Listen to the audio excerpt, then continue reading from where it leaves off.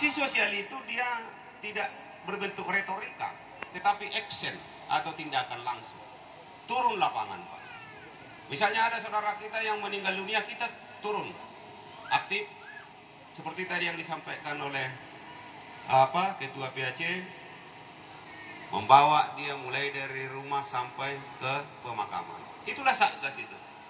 Dia mengerjakan semua kegiatan sosial yang dalam bentuk action, maka itu akan dikerjakan oleh Satgas. Dan kita semua pengurus merangkap sebagai Satgas. Nah, kalau propos barangkali ini kita bisa mengacu kepada organisasi-organisasi profesi seperti TNI, Polri, organisasi-organisasi pemerintahan resmi. Mereka ini adalah pengamanan dalam dan sekaligus bertindak sebagai yang bertugas untuk mendisiplinkan atau disiplin di dalam keanggotaan.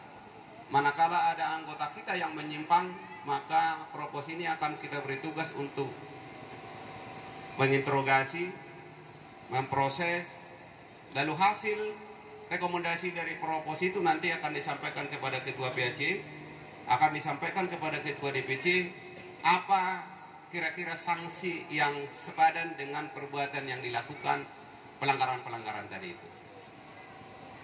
Yang selanjutnya ada koordinator lapangan. Koordinator lapangan ini lebih kepada pengembangan organisasi, Pak. Koordinator ini sebagai perpanjangan tangan kita, perpanjangan tangan dari DPC untuk melakukan organizer atau pengembangan organisasi ke setiap kecamatan-kecamatan. Dan selanjutnya juga secara berjenjang koordinator yang ada di PAC juga ini yang bertugas untuk melakukan pengembangan organisasi sampai ke ranting. Bahkan mungkin sampai nanti ke anak ranting ketika misalnya ada permintaan yang memang harus kita kita bentuk di anak ranting itu. Lalu kemudian ada PAC khusus.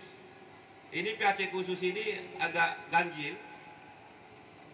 Ketika misalnya kita bandingkan dengan organisasi-organisasi kepemudaan yang lain, kalau di organisasi kepemudaan lain itu yang ada ranting khusus.